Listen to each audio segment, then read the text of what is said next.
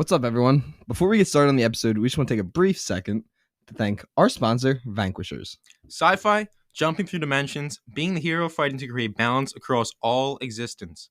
Does that sound like the kind of heroic journey you would be excited to experience? Look no further than Vanquishers trading card game. That is within your reach. So, step into the Vanquishers universe today. Get exclusive access by joining our community at www.VanquishersTCG.com. Select your hero, equip weapons and armor, and vanquish your enemies. Now let's get started on the episode. Welcome back, everyone, to episode 52 of the Popcorn Podcast. I'm Tommy Cresta, alongside me, Ryan Ferran. And today we're here to talk about Jordan Peele's new film, Nope. And we had an absolute blast seeing this in IMAX last night, and it was awesome.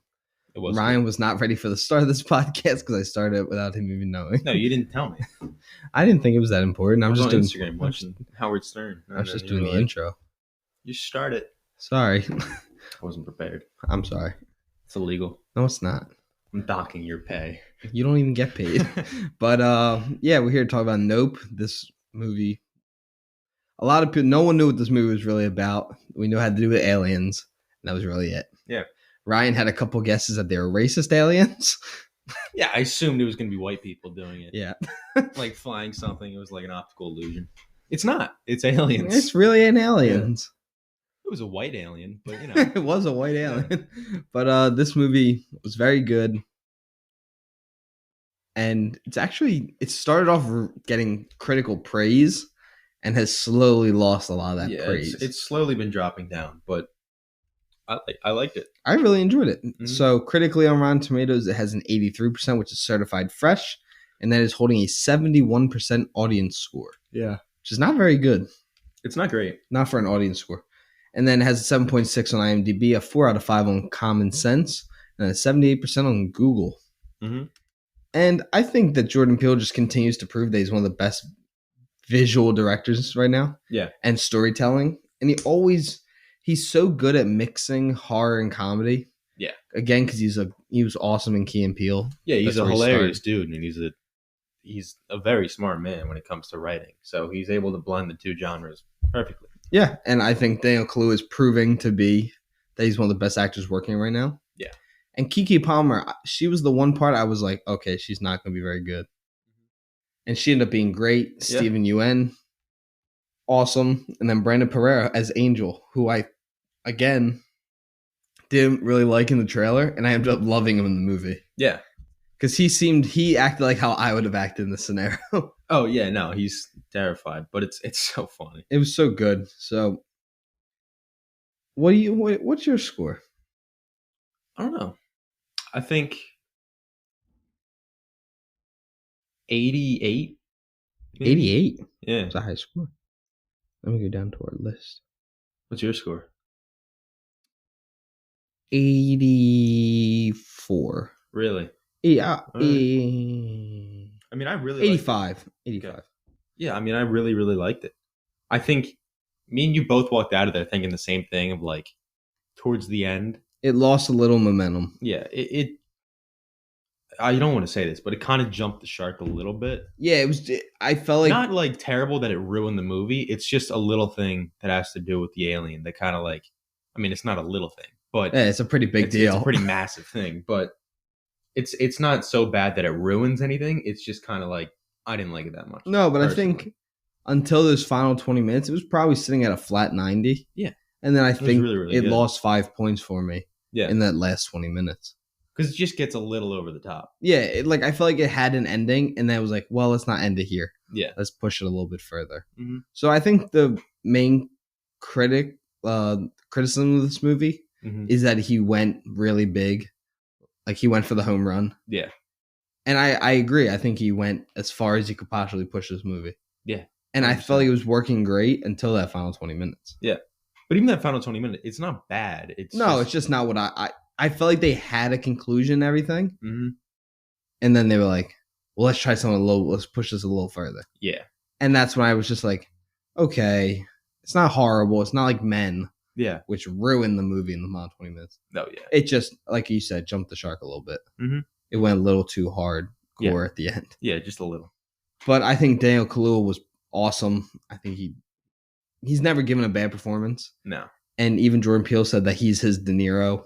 So Yeah, I'm expecting they're going to work on a lot more films together. Yeah, and they should. I mean, they work fantastic together. Yeah, so I'm very happy with the movie. Oh, Nope was projected to make more than Us in its opening weekend, but on Sunday it didn't make enough, and it actually fell behind Us at the opening box office. Really? So Us made more. That kind of makes sense because Us is more of like a slasher. I liked Us more than this. Really? Us is my favorite Jordan Peele film still. I think Get Out's still my favorite. I really enjoy Get Out, Yeah. and I think Get Out's like an 89, and I think I have Us like a 90. Yeah. Because I genuinely loved Us. I saw it it's really good. 4 times in the theater. He hasn't made a bad movie yet, but that was the first movie I ever actually reviewed. Really? Because my teacher gave me a project for me and my buddy when we were TAs, teachers assistants, for those who know what I meant. It was for us to go review Us and bring him back like a report on it. Gotcha. And I remember walking out, I was like, that movie was awesome. And it's not many movies that freak me out like Us did. Us really creeped me out. Yeah, I don't know. Us didn't really freak me out at all. It scared me. Get Out didn't really scare me. This movie scared me more than those two. For sure. Yeah, but this movie had there was a lot of funny scenes, but it's very subtle comedy. Yeah. It's not like over the top, laugh out loud. It's just very subtle humor. Yeah, it's just little comic relief that kind of like. But then Ryan's favorite character was Gordy. Oh, by far. Which was a monkey. And the very opening shot of the movie is a live TV set. Yeah. And it's shot from under a table. Mm-hmm. And this is a shoe that's sitting straight up somehow on its, not the heel, its toe, pretty much. Yeah. I guess. I think we can talk about that more when you get to spoilers. Yeah. But yeah, and then you just see this monkey walk in to center frame. He's got blood all over him. Yeah. And he turns and looks at the camera and it cuts. Yeah. And he looks dead into the camera. And covered in blood, like mouth, arms, like covered in blood. Yeah. Oh, and it shakes a dead body. It like rubs its foot. Yeah. It's very weird. It like checks if it's still alive. Like he's beating on it to see if it still moves, but it doesn't. It doesn't. It doesn't and move. We get to back. We'll see exactly why it doesn't move. But you find out that... I called it, by the way. Yeah, Ryan said while we were walking in the theater, what if it's a monkey? Because you have that one shot in the trailer where it's like reaching out to a hand and it kind of looks like a monkey paw. And everybody thought that was the alien. And Ryan goes, it's a monkey. I'm like, it's got to be a monkey. Like jokingly, and it was a monkey. And as soon as Ab and I looked over to Ryan, I was like, it's a monkey. And we get that shot in probably, I think that's the beginning of the third act. Maybe the end of the second act. Yeah, I think end of the second. Yeah, I guess the third act's when they make the plan. Chapters. Yeah. Yeah. The movie's told, I think it's 5 chapters. Yeah.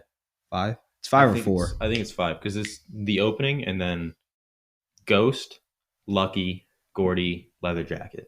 There's one more between Ghost and Lucky. Is there? Yeah. I forget what it's called. I don't know if there was. I thought there was one more. Maybe not. I could be wrong. It's 5 or 6 chapters. But the synopsis for this film is that 2 siblings who run a California horse ranch discover something wonderful and sinister in the skies above, while the owner of an adjacent theme park tries to profit from the mysterious otherworldly phenomenon. Mm-hmm. And Stephen Yen runs the theme park. It's like an old miner town that he makes in like an attraction. Yeah.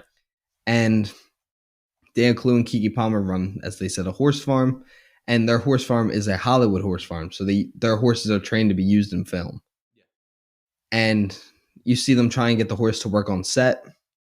And it turns out that the horse wasn't quite ready to be on set. But it's also, you can see that no one's listening to Dan Kaluuya. And he's explaining, like, don't stand behind the horse. Yeah. He's not ready yet. You got to give me more time. Yeah, he's explaining, like, don't look in his eyes. Don't stand behind him. Like, he's not ready yet. And then they force pretty much to put something. They stand behind the horse first off. Yeah, which don't. And they almost get kicked in the face. Yeah, and then they put something in front of the horse. It freaks to make it look in the eye. Yeah, it freaks the horse, and then the horse it bucks and kicks. It kicks the makeup out of the makeup lady's hand. Yeah, but like almost kicks the actress in the chest. Yeah, so then the horse just takes off. And instead of bringing the horse back to the farm, he actually sells it to Stephen Nguyen. Yep. Which you actually learn is what he's been doing with a lot of the horses. Yeah, he's already sold them 8. They've been failing, so they've been slowly selling the horses just to because their father dies from a mysterious plane that was dropping coins and stuff by accidentally. Yeah, And well, that's what they said it was. Yeah, they said it was a cargo, coins a and stun stuff. plane. They say. Yeah, they said there was debris falling from a plane. That Yeah, and it ends goes up right killing through him. the dad's eye. Yeah, it's a messed up scene when he's driving them. It is. And you sad. see it shooting out onto the window. Yeah. Oh, and he's just telling him like stay awake and stuff. Yeah, he's like, "What's your other horse's name?" And he's like trying to get him to say horses' names, and then he eventually starts mumbling. Yeah, and eventually dies from the injury. But I think the best part of this movie was the tension it made, because to me it wasn't like scary; it was more suspense. Yeah, because they were very smart with showing the UFO, the what they call it, a UAF, UAP. Yeah, because that's kind of like the new word from it. Yeah, because like people won't care if they change the name to you. What does that stand for? Unidentified aerial projectile, something like that. Maybe, I don't know. That actually might be what it is. It might be what it is. Look it up. We have these things that tell us this stuff. What is a UAP? Unidentified aerial phenomena. Task force. Apparently, there's a task force now. Huh. That's fascinating. Well, we're just gonna start shooting down. Yeah. Man, the army, the military really can't keep themselves together with shooting stuff down. Can't wait to join the Space Force. Make my parents so proud. Yeah, there's anything you can do to make your parents proud. No, I don't think so. We're both past the point of making our parents proud. Way too far. What does your son do? He works on a podcast. He doesn't get paid. Just for fun. Just for fun. Yeah. But doesn't know how to soundproof. Yeah, that's the plot. Is they notice a cloud.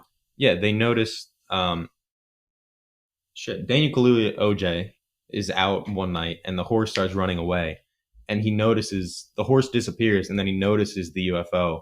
Let's just say UFO because somebody knows what that is. That he notices it flying around, so he goes back to the house and he tells his sister M, who's Keke Palmer's character, what he saw, and then they both come up with a plan to like get a shot of it. They both come up with a plan because there's this website that'll buy a real UFO picture for like $100,000, and they're like, all right, we're gonna buy cameras, we're gonna get this shot, and then we're gonna get the Oprah shot. And then he's like, Oprah? I didn't say Oprah, you said Oprah. Yeah. The Oprah shot. Yeah. They work perfectly as siblings. They had great chemistry. Yeah. This also has a 4.5 out of 5 on Facebook. It does. Yeah. Saw that. It's very important. Very important critic site. Way more important than Rotten Tomatoes. Yeah. But I think Dan Close is my favorite character.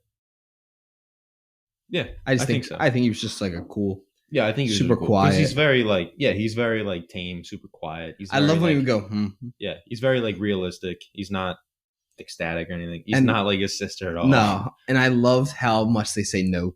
Yeah, they do say it a lot, but it's not like it's always makes sense in the sentence. Yeah, it's always like they're like, nope, not doing that. Nope. Like Dan Close leans out his car door the one time when the UFO's circling their house. Yeah, and he opens the door a tiny bit and lightning strikes. And he sees the UFO right above him, and he closes the door and locks and goes, nope. Yeah. And that one got a laugh out of everyone because they used it as like comedic relief. Yeah. And it always worked. It never felt like overused. Yeah, I don't think there was a single joke in this that was like, it wasn't like Thor. Yeah. It was actually I'm just going to keep taking digs at that movie. Yeah. Costing me $16. No, so I think the end's my only criticism of this movie. Yeah. And I think the scariest scene is the monkey scene. Yeah. Do you want to get into like spoilers now and just like talk about it more in depth? Yeah. Yeah. So if you guys don't want to get spoiled for you, because this movie is full of them, then skip to like, how far are we in? We're 13 minutes in. I would probably skip to like the 25-minute mark. Yeah, that sounds good. Because review episodes are never as long, so I'm going to say we probably talk for like 10 minutes. In spoiler discussion. But yeah, see you guys at the fan questions. Yeah. But yeah, so now hopping into the spoiler section. I think seeing the transformation that you figure out that the UFO is the actual alien and not a UFO, I liked it because it was not what you expected. Yeah. But at the same time, I did want to see little alien people. So did I. And there's the shot in the trailer where you see like the alien like walking kind of like at walk the around. camera. Yeah, it's not aliens. It's kids in a costume. Yeah, it's the kids. It's Steven from Yen's the Rim. kids. Yeah. That scene, you were laughing so hard. I It was could so not funny. stop laughing. I Because thought, they're just wearing like such obvious masks and just like monkey suits. but Like, it it's looks so like, funny. but it looked real enough that I could see it being the alien. Yeah. And they're like playing a prank on OJ because they're like sneaking in. They're like let his horse out and stuff. because they're just Keke being Palmer dickhead kids. stole from them. Yeah, they're just being dickheads. She's like, "Oh, you want to play a prank on us?" And I love it. Dan Clue was like, "You stole their horse." Yeah. And she's like, "Oh, damn, that's Mhm. true." Yeah. But it was a very funny scene. It was kind of, people were like scared, and then there was just me giggling because I was like, "There's no way, right? This has to be a joke." The movie would have gotten a 90 if they stayed with those aliens. Yeah. Just because it's Jordan Peele, and I would not have cared. It would have been so good. It would have so Because that's like his like playground is to make things weird. Yeah. Like Us is a really odd concept. It is an odd concept. That But there's like your evil twin is underground and In- can't speak. in the sewers and the subway system. Yeah. It's not a sewer. It's like an old tunnel system. No, it's their houses. That's where they live. There's like beds and stuff. That's where Yeah, they but live. they said it's like an old tunnel system. No, it's a lab. Yeah, but it opens up with like there's a million miles of unused tunnels. Yeah, but it's like, but it's a lab. yeah, I know it's like kind of a lab. the There's all bunnies and freaked me stuff. out in that movie. Yeah, Bunnies are freaky animals. yeah, Especially the white ones with red eyes. they're kind of creepy. It's a weird looking creature. Apparently, they taste good though. The white ones? I don't know. I'm just saying they eat all the bunnies in that movie. I don't know. They eat everything. Yeah, They're terrifying creatures. They only have bunnies. Yeah. But this movie was not scary. Again, what I was Except saying. for the Gordy scene. The Gordy scene was freaky. Yeah, It was very it disturbing. was very disturbing. So Gordy, it's talked about early in the film that Steven Yeun was on a TV show when he was younger. He was a very famous child actor. Very child star. Yeah, And there was a show called Gordy Comes Home, right? Gordy's Mhm. Heading Home. Oh, no, it's just called Gordy's Home. mm-hmm. And it's about a family of astronauts. Yeah. The mom and dad are astronauts, and they have a monkey. I guess I'm just using context clues. I'm guessing the monkey was something they sent into space. Mm-hmm. And during an episode, it's Gordy's birthday. They're getting him presents. Yeah, the chim's birthday. And balloons start popping, Yeah. and the monkey loses it. Yeah, the balloons kind of like, it scares the monkey back into like primal mode. Basically. Yeah. Animal instinct. Yeah. And he kills the mom, the dad, and rips apart the sister's face. Yeah. But Steven Yeun's fine. Yeah. But when Steven Yeun explains the story, it's not scary. Yeah, no, he kind of like covers it up. I mean, it's kind of like, you don't know if he just doesn't want to talk about it or if he's like helping cover it up, sort of. Yeah. Because they say it was never released. Like, it's very hard to find. Yeah, no one knows what it actually looks like. Mm-hmm. But they said people do have versions of it. Mm-hmm. I wonder if they're going to release a full scene. It's going to come out eventually. I think they're going to release, like, from the camera's point of view, what happens. Yeah. That'd be so cool. I mean, nuts. See from, like, the cameraman's perspective. Mm-hmm. What would you even do if you're that live studio audience? Run? I know, but, like, everyone how do you else? react? Like, in the moment? Like, do you I feel like everyone freezes up for a second. Oh, yeah. Even like you hear it because it starts off in like the background. You kind of hear it. It cuts to black and then fade, and then the camera moves in from the back. And you hear like all the Laughter at stars. first. Yeah, you hear laughter at first, and then all the stars are like, "Oh, Gordy, like chill out. You're fine. It's okay." And then he goes crazy. And then you hear, like, the whole crowd start screaming and people are Yeah. running. Yeah, which probably freaked them out even more. Yeah, because it's a bunch of loud noise. Because they even say with the horses, don't look at the horse, don't make loud, sudden movements. Yeah, you're not supposed to make eye contact, and that's one thing that people say. Like, if you're You're not supposed to do it with any animal. with an animal, don't look it dead in the eyes. You're not supposed to even look dogs dead in the eye. Yeah, which is what happens with the UFO. You're not. You That's- don't look at it. If you don't look at it, it won't eat you. Because they say it's very territorial. It only eats when it feels threatened. Yeah. So that's if you don't look at it, it won't feel threatened, and it'll just leave you. It won't leave you alone, but it won't eat you. Yeah. So then after that, he tells them the story, they're all kind of laughing about it. Because Steven Yeun, it doesn't seem like it bothers him. Yeah. And then we see that they go to buy a bunch of cameras, as we talked about. They set them up. And when the UFO finally comes back, after they set up all the cameras, God damn. Yeah, praying mantis lands climbs on the lens, which I think was felt like the alien had something to do with it. Because as soon as the alien left, it went away. Yeah. I don't know. I feel like it could have just been more of like nature getting in the way, like like something like that. Taking it. I don't know. Some along those lines. Yeah. I feel like this is his most like meaningful movie. You know what I mean? Yeah, like there's a lot of because Us was kind of just more like a straight slasher. There's stuff to think about in that movie, but not as much as this. I feel like Get Out. He says what Us is about. Duality of man. Yeah. Because it's but it's more of like a fun slasher. This one is more of like, especially in the Gordy scene, because it doesn't really connect to the rest of the movie that much, but it's more of just putting that thought in of like, you can't mess with wild animals. Like, they're wild animals. Oh, so it was very good. I was very happy with this movie. Yeah. And after that, I'm trying to think what happens next. It cuts back to the show he's doing, and that's when the alien eats him and all the people in the park. Doesn't it show Gordy first? Because it's him thinking about it. Does it? Yeah, because remember, then his wife comes up to him and asks if he's okay. Mm-hmm. When he's thinking about the Gordy incident. Yeah, because it's Gordy, and then it cuts into that live show. No, it cuts back, and then there's like thing, and then it says he says like half a line, then it cuts back, and then it cuts to that, and he's doing like the live show, and he's kind of getting ready, and then he's ready to release the horse for the alien to eat, because that's the show. That's why he's been buying the horses from the ranch. Is he's feeding it to the alien. So the Gordy scene didn't happen yet? No, the Gordy scene happened before that. Yeah, that's what I thought we were going to talk about, because we never actually talked about what the actual scene's like. Oh, well, yeah, we can talk about that. I thought we just talked about it. We can talk about the actual massacre scene.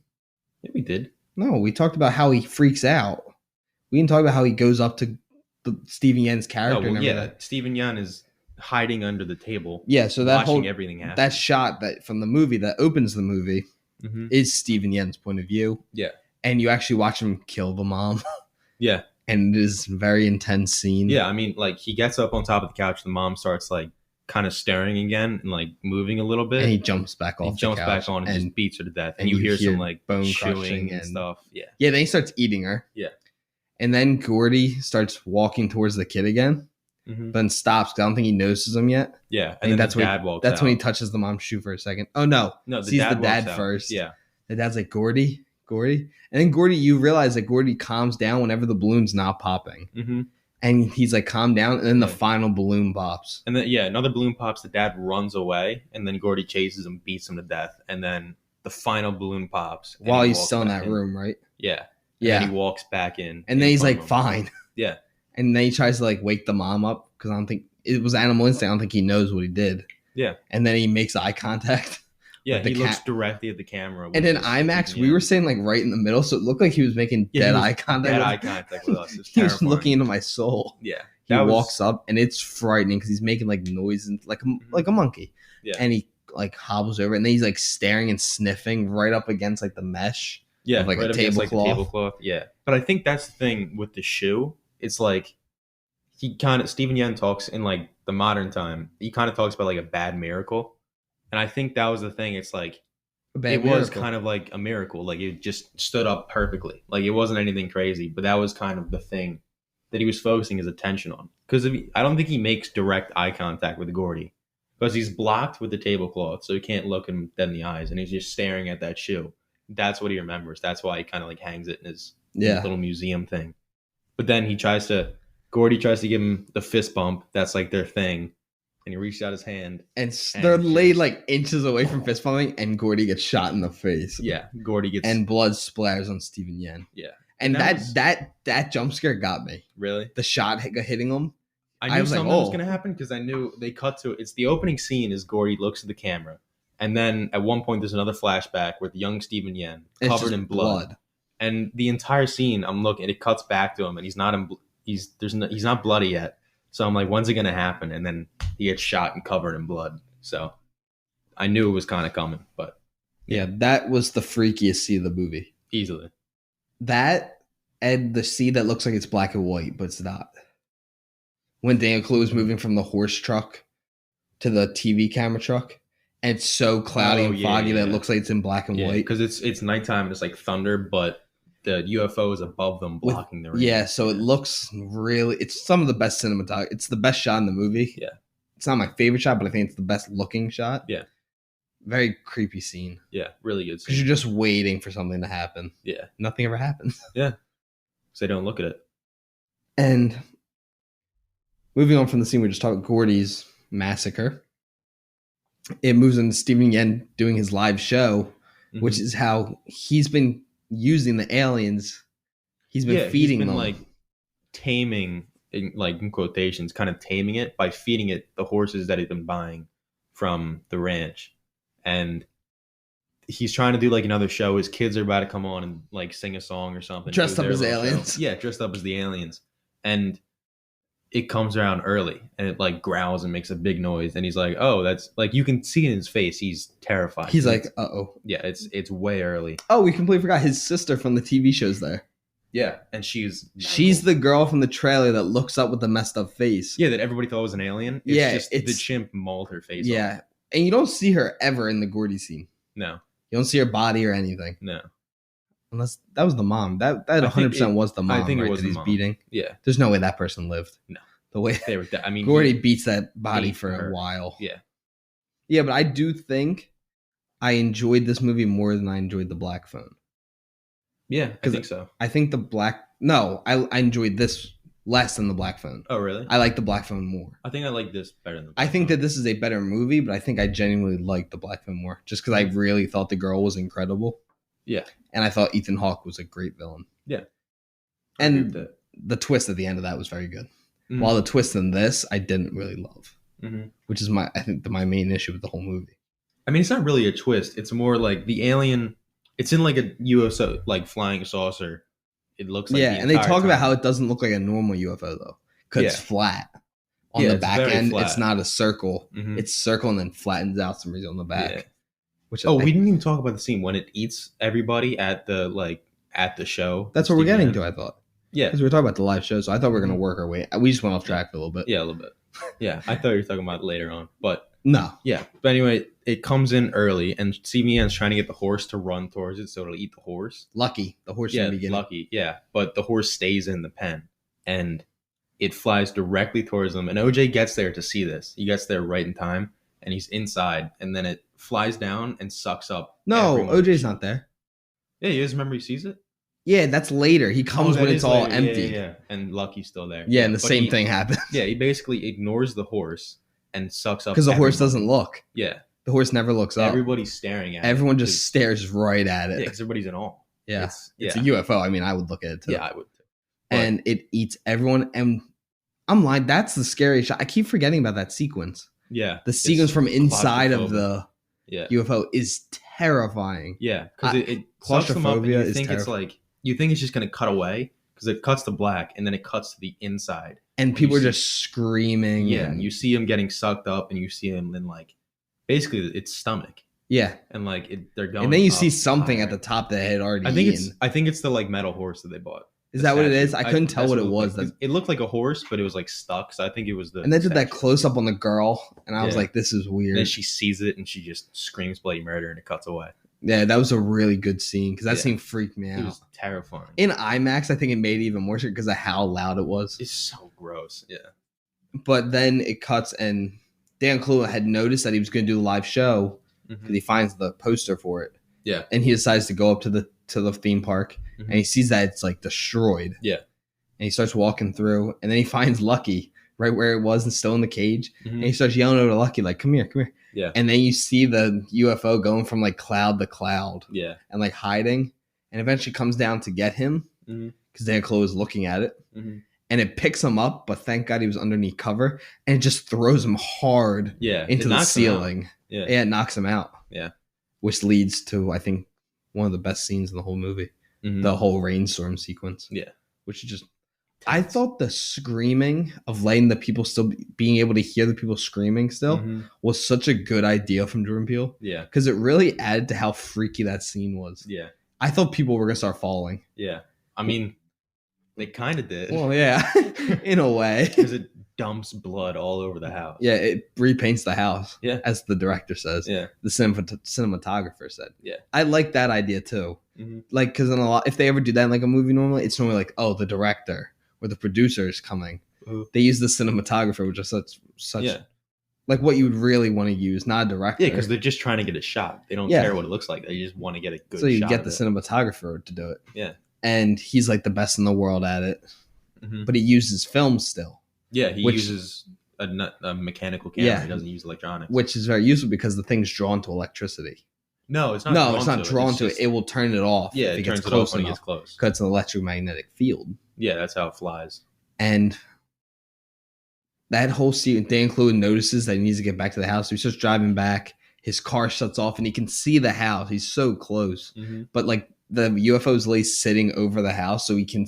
It's super hard rain right in front of him. Yeah. But then it looks like it stops right past that because that's where the circle would be. Yeah. And then from inside the house, Keke Palmer and Angel is like freaking out. Yeah. Because he's the entire time he's like a UFO guy, like conspiracy guy. So he's like poor guy. Yeah, he's terrified the entire time. And it just they're looking out the window and all you hear is screaming and rain hitting the metal roofing, and all of a sudden it just starts pouring blood. Yeah, and it's disgusting. It's gross. Yeah, and the best part is after that when the cinematographer gets to the house. He's like, you have a wheelchair on top of your house, which made me laugh because I realized it was the sister from the show wheelchair. Oh, yeah, it was. Yeah, because that's why it, like, in the very beginning, what killed the dad, it can't digest, like, stuff. Like, it can't digest. Hard things. Yeah, hard things like coins and keys. So that's why it's, like, spitting all that out. Yeah.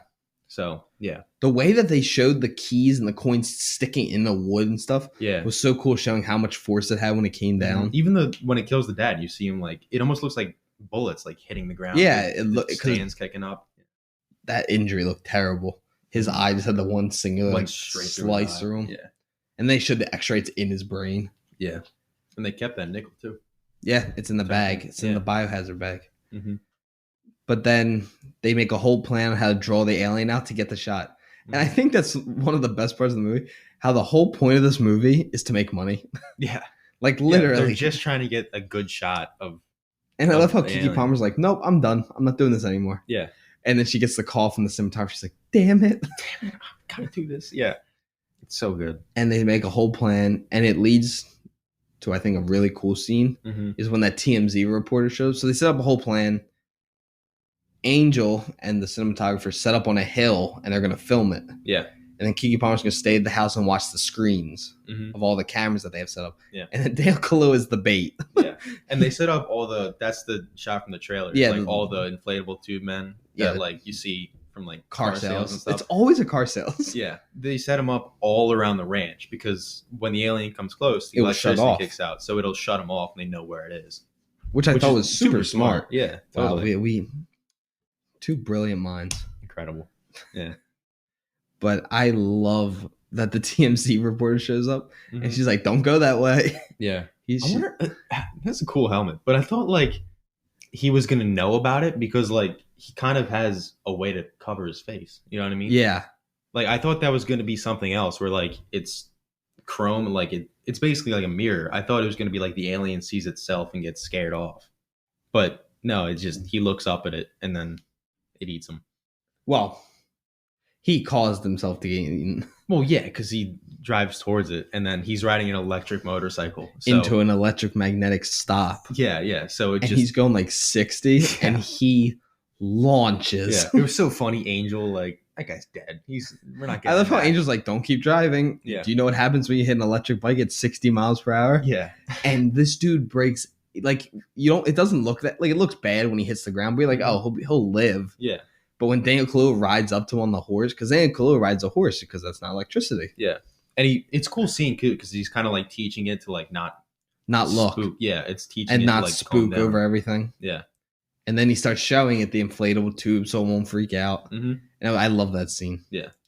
And he rides over to try and help the dude, and everyone's telling him like, leave him, he's dead. Yeah. And he finds the dude, and all the dude cares about is his camera. Yeah, he's like, get a shot of me, dude. You got to get a shot of me. Should you take a picture of me? Yeah. Where's your phone? And the dude's arms and legs are all bent ways that they are not supposed to be bent. Oh, yeah.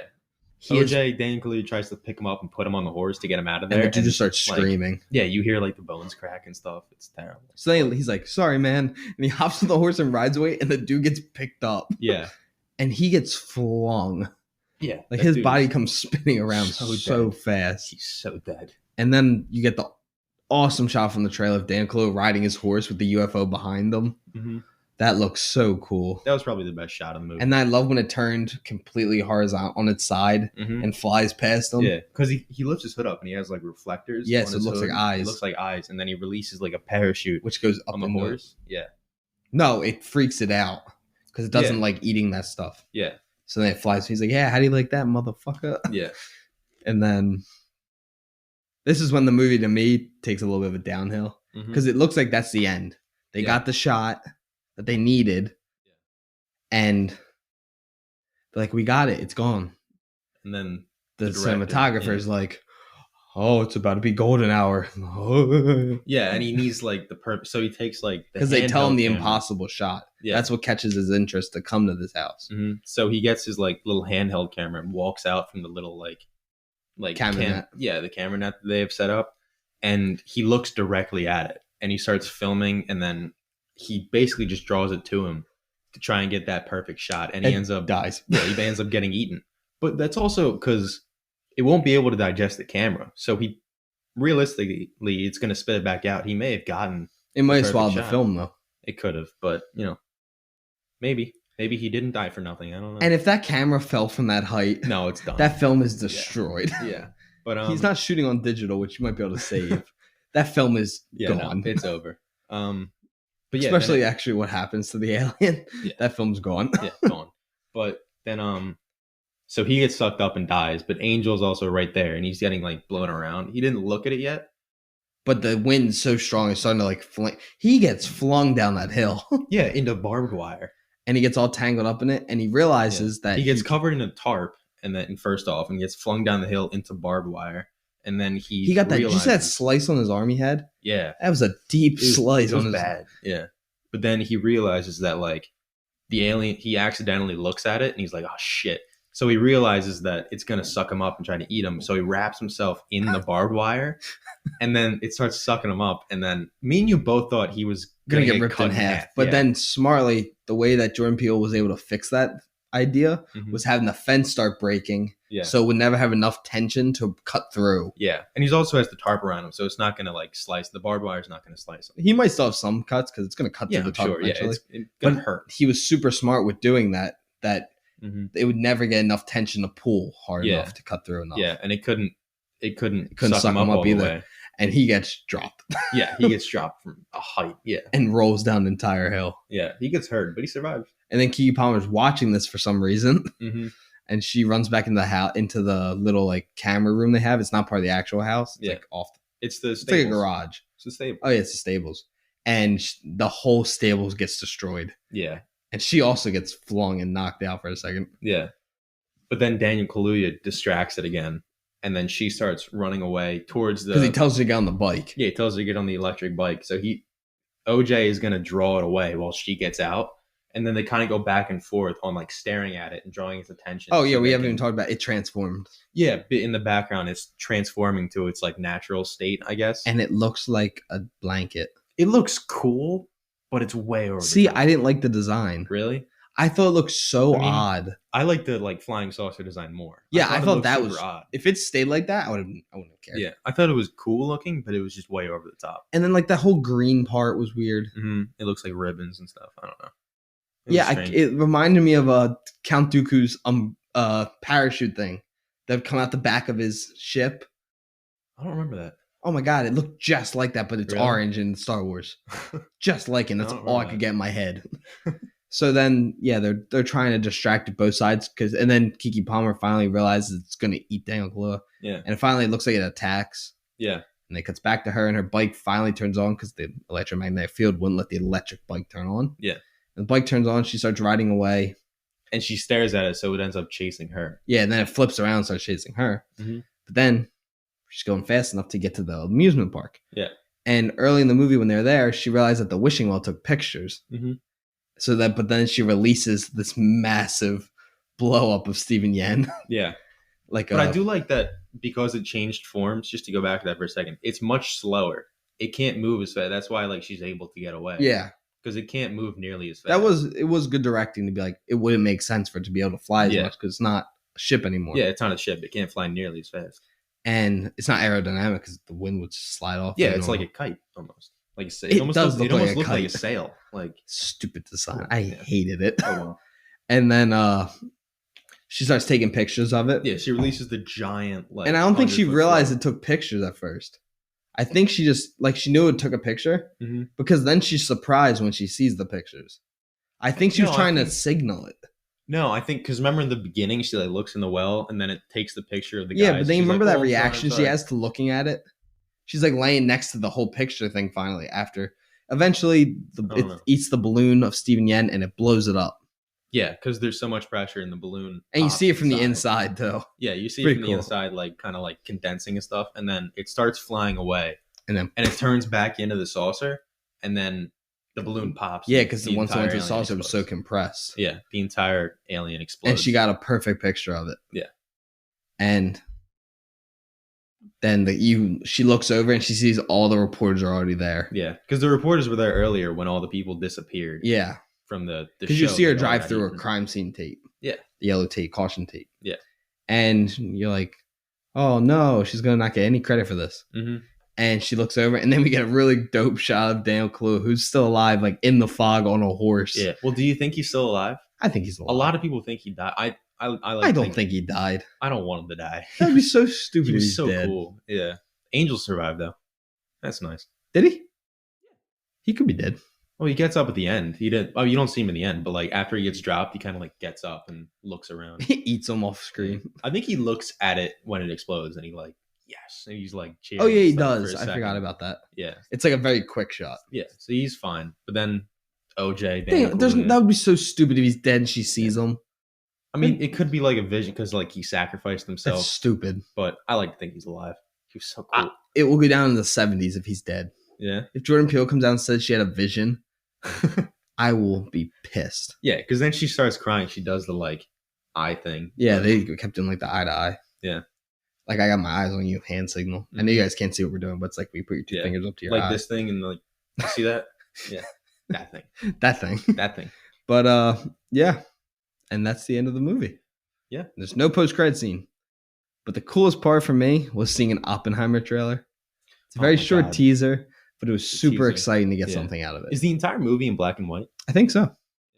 Because I've seen like set pictures, but obviously the set pictures are going to be in color. But like, I think they announced it was in black and white a while ago. Did they? Okay, I'm fine with that. Did you ever? You know his famous quote, right?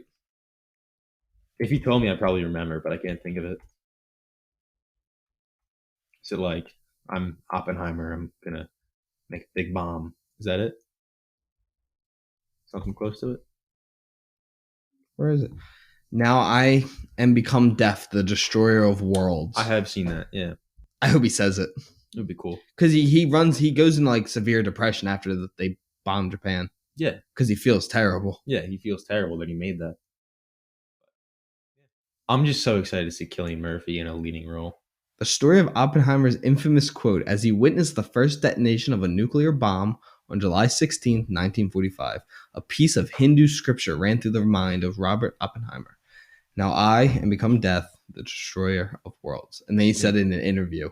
Yeah. And people were like, okay, I think you went crazy. A little bit, but he's fine. But yeah. And we saw Halloween Ends. That no matter what, the movie might not be good, the Halloween movie. Michael Myers will always be terrifying. And that music will always be scary. It's so cool. The music's so scary. It's so good. But yeah, is there anything else you want to add to Nope? No, I mean, I think it's really, really good, but it's not the popcorn movie that people were expecting it to be. Yeah, I don't I think most of it is, but there's parts of it, like the Gordy scene is not. No, the Gordy scene's just scary. Yeah, it's terrifying. And I think if you're like a big cinema person, like big into film and stuff, you will love this because it has great sound editing, great script, great cinematography. It's a very well made movie. Yeah, you'll love it because again, like me and Ryan do, we like to read in depth on this kind of stuff, and we like to notice all like the small details that were made by the director, by the writers, and all that kind of stuff. But if you're looking for just like a scary movie, just go and watch with like your girlfriend or something, and you just want to be scared, I don't think this is the movie. I mean, I think you'll be scared, but it's not. It's not what you're. It's more than that. Yeah, it's more of like a serious movie that happens to be in the horror genre. Yeah. I think you should if you're just looking for something to be scared at, just go see the Black Phone. Yeah, because I think that's more of a genuine horror movie. I think that's a better like straight up horror date night and stuff. Yeah, this is more of like a serious sci-fi horror. Yeah, but it's still great. Yeah, it's still a very good movie. In 85, like that's not super high, but that's still a good score. Yeah. And do you want to hop into suggestions of the week? You forgot we've done 2 episodes today, just so everyone knows. And Ryan remembered the first episode, which I was super proud of. I did. Well, that's because you mentioned we mentioned Zombieland. But that was my recommendation. I'm going to recommend Rob Zombie's Halloween. Just because we were talking about Halloween and we talked. It's a nice movie. Yeah, if you don't want to ever know Michael Myers' backstory, then don't watch it. Mm-hmm. But if you want to know more about Michael Myers and what his life was like while he was in the psychiatric wing of that hospital, and you see him become the devil, then watch Rob Zombie's Halloween. It's not a great movie, but it's very, very scary. Yeah. Yeah. So. I have a recommendation. The World's End. The end of the Cornetto trilogy. Edgar Wright. Simon Pegg, Nick Frost. Edgar Wright made those? Yes. How did I not know? You didn't know that? No. Yeah, it's the Cornetto trilogy. Huh. Hot Fuzz, Shaun of the Dead, and The World's End. I love Hot Fuzz. Oh, it's so good. I did not know Edgar Wright made that. Yeah. I've watched that movie 100 times. Really? How have I never noticed Edgar Wright? Yeah, it's Edgar Wright, yeah. But I just watched The World's End, finally. I've never seen that one. A week or two ago. It's good. Is it in the same world? No. It's like a spiritual trilogy. No, I know. I wasn't. The way that the title sounds like it'd be in the same universe as Shaun of the Dead. No, it's not the same universe. It's a different story, but it's very good. Is it about zombies? Not about zombies.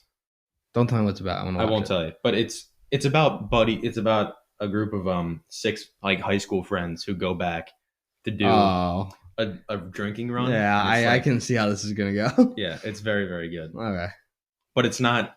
It's really not what you're thinking. There's a twist. It happens, and I'm like the first 45 minutes is just like a fun buddy comedy, like drinking buddies. The rest of the movie is nuts. Really? But I love it. Yeah. All right. And if you're going off what Ryan said, a movie just came to my head. Highly recommend The Ritual. Mm-hmm. It's a movie about the Wendigo, and it's on Netflix. I thought it was Loki. Like the more like Norse mythology Loki. That's what I heard about it. The Wendigo. I don't know. It's the Wendigo. I mean, it looks kind of like the Wendigo. It's got the antlers and stuff. But I only know that because I looked it up. Because I could not think of what the creature was called. I looked it up before and I saw Loki. But really? Yeah. I took it as a Wendigo. I mean, maybe it is Loki. Too. Wendigos are scary, man. Wendigos are scary. But it's about skinwalkers. Those things. They gotta make a movie about skinwalkers. They should, because that's like a huge thing right now. Yeah. In like the California, especially. Yeah. Like that was a joke that we kept having while we were all over there with my unit. Really? We all kept making jokes like, "Oh God, what if we see a skinwalker?" Because that's where like they've been seen a lot, like the desert, because like they blend in so well. Yeah. But The Ritual is about 5 friends go on a trip to honor their friend who had passed away during a robbery gone wrong. I haven't watched that. It's too scary for me. But it's actually not super scary. It's more like Nope. It's more sad. Like it's actually like Nope a lot. Really? It's sad, but then it has a lot of suspense. Mm-hmm. I'm not gonna say anything else because I don't want to spoil any of the movie. But me and my buddy Matt, who's been on this podcast, we just turned it on one day because we were looking for a scary movie, and we're like, "This sounds cool." And we both ended up we're like, that was awesome.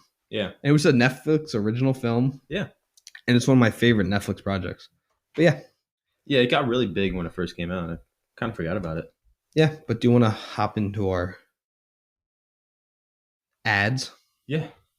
Let's start off with movieposters.com. They have over 100,000 posters for you to choose from. Any movie, TV show you can think of.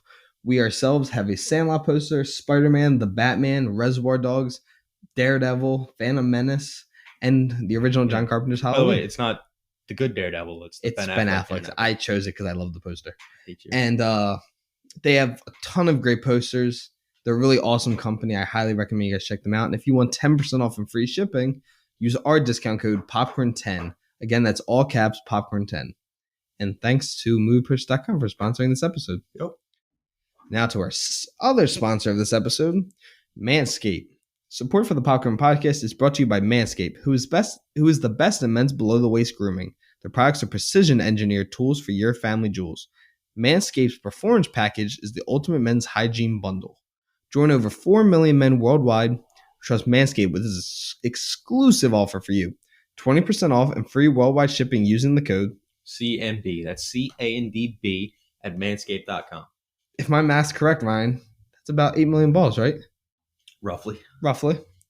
And so, again, get 20% off and free shipping using the code CNB at manscaped.com. Again, that's 20% off with free shipping at manscaped.com using our code CNB. Again, that's CANDB. Unlock your confidence and always use the right tools for the job with Manscaped. Thanks to Manscaped for sponsoring this episode. Thank you, Manscaped, for sponsoring this episode. Move over to work. All right. We do have fan questions for this episode. Perfect. Because I missed the one last episode. So we have 6. What should Jordan Peele do next? This question from Andrew. I mean, I don't know. I mean, I think he works best. I don't know. I think he's working well in horror. I think he should just stick in his lane. Well, no, yeah, stick with horror, but like what genre of horror? I think I want him to do a hardcore psychological horror. That'd be cool because he's really good at that. I was thinking more if he did like a zombie movie. Zombie movies are so hard though. Yeah, but and so are alien movies, and this one was fucking great. Alien movies are hard. I feel like Alien's easier than Zombie though. Really? Because we've gotten Aliens, Close Encounter of the Third Kind, Signs, which is really good until the end. And M. Night Shyamalan pulled that off. Yeah. And I feel like there's just also more. Been so many shitty horror like alien movies, but there's also way more zombie movies than there are alien movies. I feel like Exactly. So, but they also combine a lot with like the zombies came from space, which is goes nuts. But yeah, I feel like if he did a zombie movie, he could find a way to make it like really, really interesting. Because that's the thing, is he always grounds stuff. Yeah, he makes it more realistic. Yeah, because like the whole like Nope is about an alien, but it's not about little people and flying saucers. It's about this giant predator who is like it's very territorial. Cool. Yeah, it's not like a natural alien. Yeah, it's super cool. And Us isn't about just like doppelgangers from the underworld. It's about like lab experiments gone wrong. It's like your duality of who you are. Everyone has a darker side. Yeah, he's able to make these things. I think if he did like a zombie movie, like it came from a lab, maybe they were like working on some cure for stuff, and it's like that's already happened. Like, don't become God. That's 28 days later. Yeah, but Jordan Peele will be so that is literally the intro to 28 Days Later. They're trying to cure cancer. I know. Or I Am Legend, which is again curing cancer. Yeah, I know. I don't know. I feel like a stalker movie. He could do good in that. I feel like something like that could work really well. Stick with horror, obviously. I think horror is where you should. Get maybe do a comedy at some point. Yeah. I would love to see like a black comedy though. Like really dark comedy. Yeah. Like The Lobster. Yeah. Which is literally. He could do that easily. He could do The Lobster, which is such an odd movie. If you haven't watched it, I highly recommend it. It's a very odd movie with Colin Farrell. But yeah, check it out. But yeah, I think Jordan Peele is doing very well right now. And best horror director right now is questions from Kim.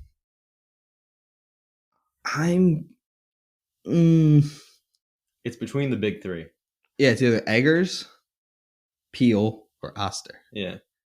I think it's Ari Aster. Yeah. I mean, because really The Northman wasn't really a horror movie. Yeah, no, it was kind of like a deviation from him. Ari Aster has lately made Midsommar and Hereditary. Yeah. Which to me are 2 of the scariest movies in the last. Mm-hmm. It's probably that and those in The Conjuring. To me are the scariest movies in the 21st century. Yeah. That maybe not everyone agrees with that, but I think they are terrifying. And Peele is right there. I think Peele's great. Mm-hmm. But if I'm thinking straight up horror, like what actually scares me, I've only really been scared during Us. Yeah. And the Gordy scene. But Get Out's just a really good movie. I don't think it's that scary though. Yeah. It's more. I feel like that one's more of a suspense thriller. Yeah, but also Ari Aster isn't. Disappointment Boulevard's not going to be a horror movie. Yeah, it is. Is it? Yeah. I thought it was about like Hollywood and stuff. Or am I thinking of the other, like the Brad Pitt You're thinking movie? about the Brad. You're thinking of Babylon. I'm thinking of that. Which is Yeah, then I have no idea what this. Damien Chazelle. Yeah, that one. I'm thinking of that. No, but Disappointment Boulevard's supposed to be like psychological horror with Joaquin Phoenix starring in it. Nice. Yeah, I don't think Ari Aster's leaving the horror genre. Oh wait, I just looked at it. It says it's coming out in 2023. What? They moved it back? They must have moved it It back. was originally 2022. Like Yeah. it was supposed to come out this year. Because they've been releasing their movies the same year. Yeah, like every year. So this was the first year Ari Aster has not released alongside Jordan Peele and Robert Eggers. Yeah. Robert Eggers is a great director though. He's amazing. And his like historical accuracy too. Yeah, he cares about it so much. And The Witch, amazing. a lot of people don't like The Witch. I think The Witch is great. Yeah. And of course The Lighthouse. Have you watched it yet? No. The Lighthouse is another movie I think really got cheated at the Oscars. Mm-hmm. But I don't think The Northman's going to get cheated. Yeah. I think it had a big enough budget, big enough viewing that it can get an Oscar nomination. Yeah. I think overall, I'm still going to go with Jordan Peele just because all three of his movies. I don't think Get Out's the scariest movie, but it's a genuinely very good movie. Same with Us. I don't think it's that scary, but I mean, that's just me. I'm not super scared by slashers, which I know is kind of crazy, but No, I'm not super scared of slashers either. I think I just genuinely like slashers. Yeah, A good slasher. Yeah, because bad slashers are like terrible. Yes. Oh, we got like the new X trailer. Oh yeah, Pearl. We just got that trailer for Pearl. Which is the prequel. It's about the old lady from X, but it's again played by Mia Goth, who played the old lady. Yeah, and the trailer looked very good. Yeah, it looked very good. So, yeah, but we're also thinking like if we're going all time, you also got Wes Craven. Oh, I think they said right now. They said right now. Then you could also put like Del Toro in there. So he's not just but horror. He missed. He did miss bad with Nightmare Alley. True, but I don't know how that movie got nominated for Best Picture. I have no idea. I'm still very annoyed at that. It doesn't make sense. Yeah, I think I'm still going with Jordan Peele. Just overall, sticking with horror for his first three movies, and they've all been great. Yeah. So, yeah. Did you know? I just looked up. I want to know everything, everywhere, all at once. You know, it's still showing in theaters. Really? Yeah. Not all. It's select theaters now. Yeah. Do you know it's already made $108 million? That's amazing for that movie. Great job. What was the budget like? 8? Was it not 25? I don't know. Northman. No, I think it was a higher budget than what we're thinking. 25. I thought so. 25. Yeah. It's a good turnaround, especially for an indie like A24 movie. It's one of their highest grossing films. Yeah. It's awesome. But yeah, I'm sticking with Ari Aster, even though I think Jordan Peele is doing a great job so far. Mm-hmm. Most anticipated horror project. This question's from Martin.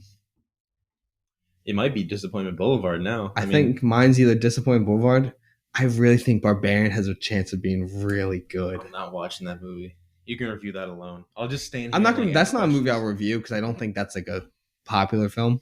Well, we haven't seen it yet. We've only got the first trailer in theaters. That trailer was scary. That was terrifying. That was the biggest jump scare of the entire night. Yeah, Black Phone was so good because it was super suspenseful. Yeah, and they only used 2 jump scares and both of them landed. Yeah, but I think Barbarian. That's a new film coming out. Bill Skarsgård, and it looks frightening. It does look frightening. And it looks like it's going to be more than what it looks like.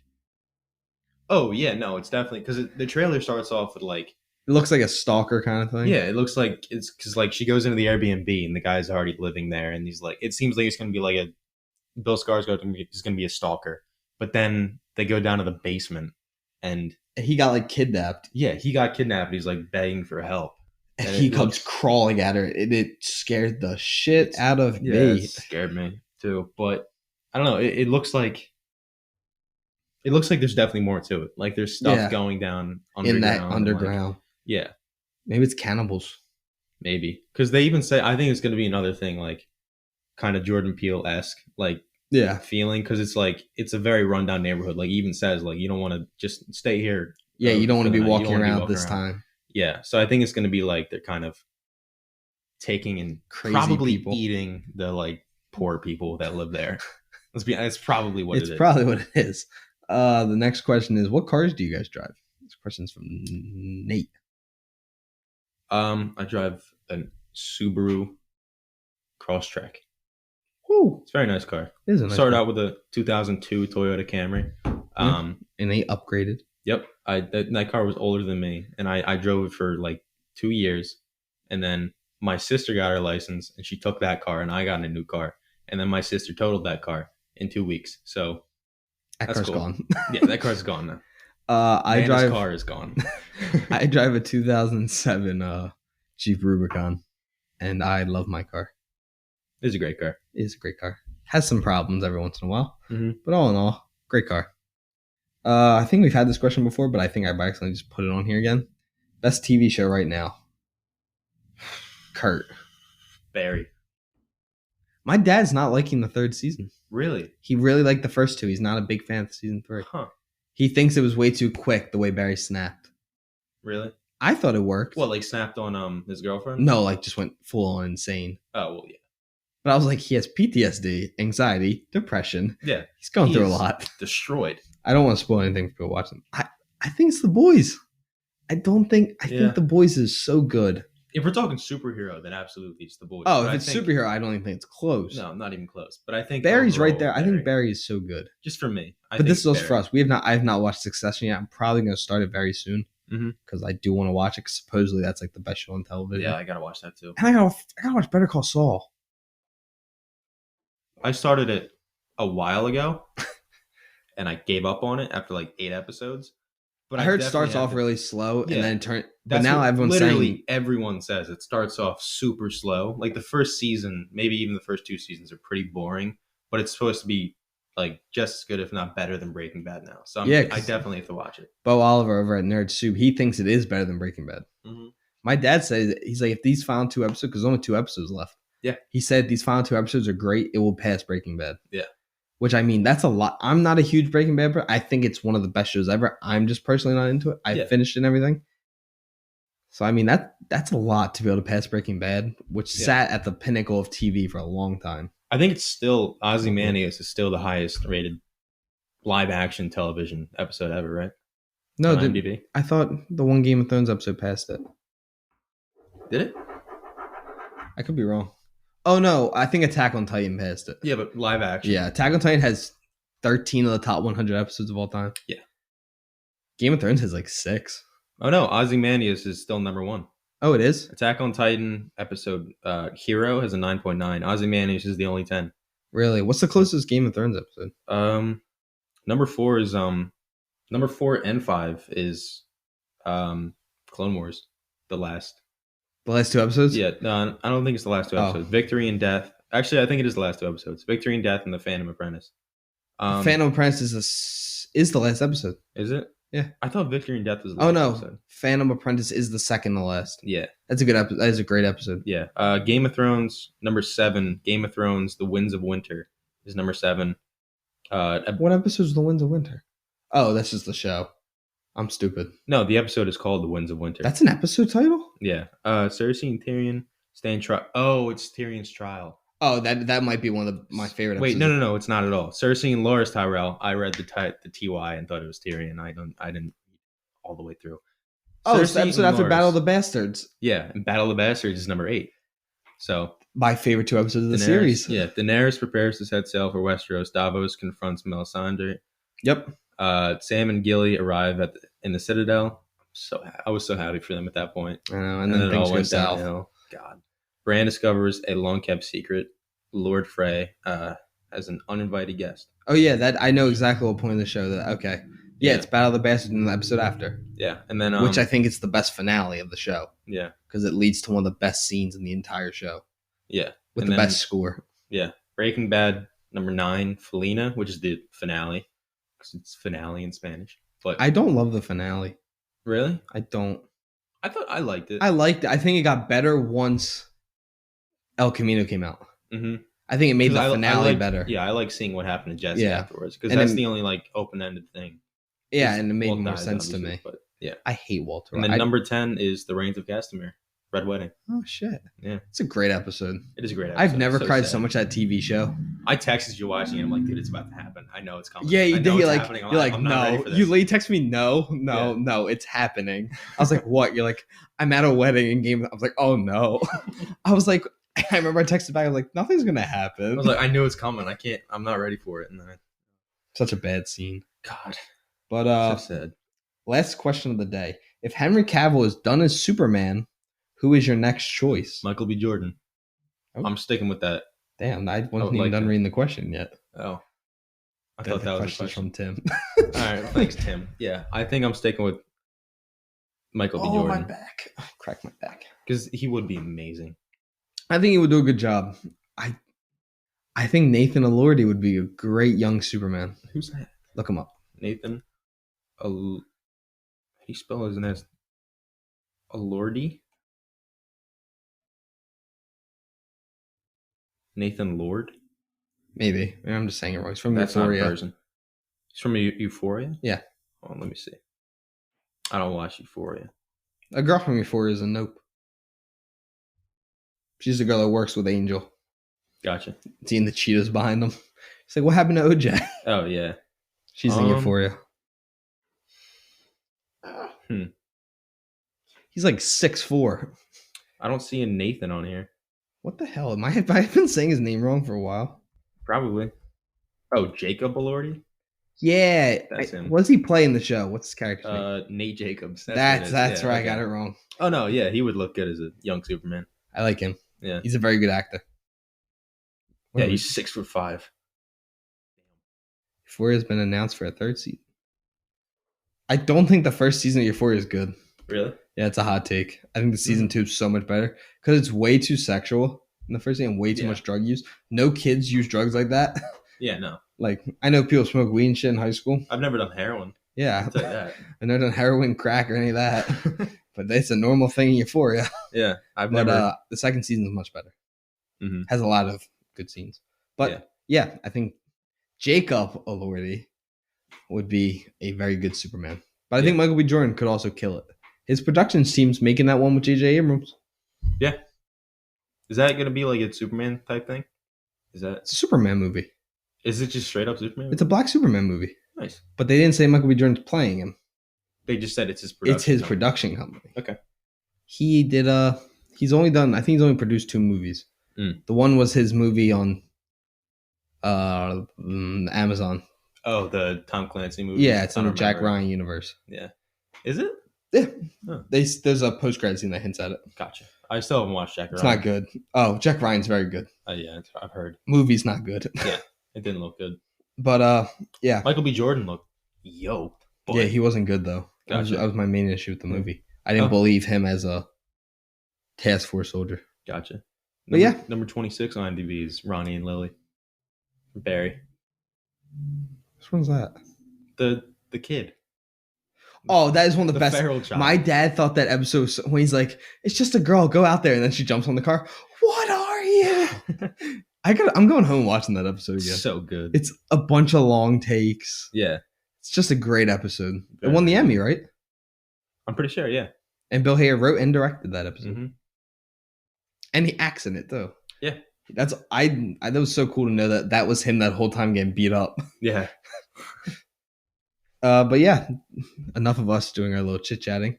That is the end of episode 51 of 52 of the Popcorn Podcast. I'm Tommy Krista. That's Ryan. Ryan, do you have anything you want to add? Monkeys are scary, man. Monkeys are scary, man. Monkeys are scary. I used to want a monkey as a pet. Oh, dude, monkeys are great. Like if it was like a little monkey, it'd be fine. But like a big chimp, nah, they wrap their tail around you and kill you. That probably doesn't actually happen, but in my brain, that's what now happens. I like monkeys. That scene made me like monkeys a little bit less. It made me scared of monkeys. It didn't make me like them any less. So if any monkeys listen to our podcast, I'm sorry. Please don't kill me. If we have any funky monkeys listening to us. But shout out to my mom. Sorry I couldn't get you back on the podcast again. We will have our moms on to do a trivia question one. I think it's a really good idea for us. We're going to kick their asses. Oh, you want to verse-seed them? Yeah. Okay. Or do you want to do like mom? You and your mom. Not even my mom. Or we could do like me against my mom and then you against your mom. Okay. And like do 10 questions. All right. I think that'd be pretty cool. We'll do whatever. But yeah, that's the end of this episode. Thanks everyone for listening. Keep liking our podcast, keep reviewing it, and keep listening to it. And download some, especially if you live in a cave. Yeah. Just like the people from Hills Have Eyes. But Ryan, is there anything you want to add before we get going? I already added. You already asked. Yeah. Okay. Well, bye guys. All right. See ya.